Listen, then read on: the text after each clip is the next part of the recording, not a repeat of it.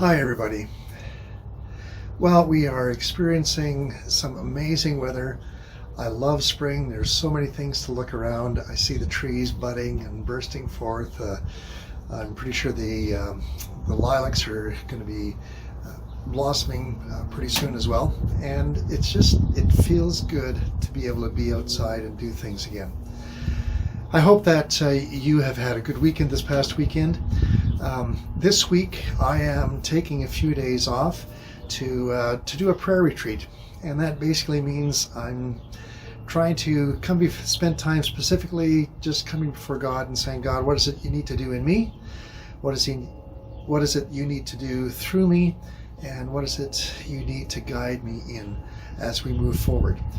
And so if you think of me, I would pray that you would pray along with me, that God would reveal himself to me this week, as well as that he would be an encouragement there for whatever direction he is wanting me to address in the future. But for today, I'd like to focus a little bit again on Romans chapter 1, and this time from verses 16 and 17. And Paul says this to the church in Rome. He says, "For I am not ashamed of this good news about Christ. It is the power of God at work, saving everyone who believes, the Jew first, but also the Gentile. This good news tells us how God makes us right in his sight. This is accomplished from start to finish by faith. As the scripture says, it is through faith that a righteous person has life." I love the way that Paul talks about this good news, the gospel. And that's what gospel means. Gospel means good news. He talks about it, that it's the power of God at work in us. And isn't that the good news that each one of us wants to hear from day to day, is that God's power continues to be at work in each of us. This good news, Paul says, tells us how God makes us right in his sight. And it starts from the beginning to the end by faith.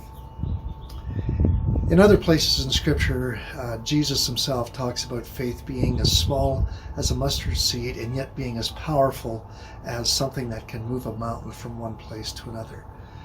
And so it's not a lot of faith that we need. We put our trust in someone who is completely trustworthy. It's said that I don't have to have a lot of faith that this chair will hold my weight. It looks like it's sturdy, it looks like it's strong enough, and so it doesn't take a lot of faith, but it does take trust in the craftsmanship of the one who made it, that it will hold up my weight.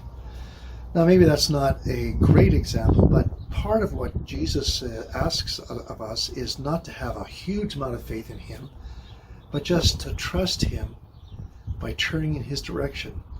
And in that faith that we put in him is what helps us to live life more fully as he completes his work in each of us, little by little, moment by moment, taking us from the beginning, that little small bit of faith that we give him, and building it up through our lives as we trust in him for his good work in each of us.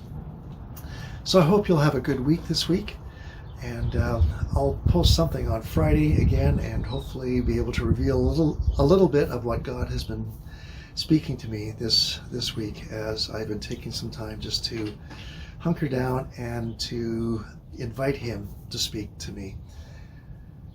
Love you all. Hope that you're doing well. Have a great week. Praying for you. And I will be praying for you.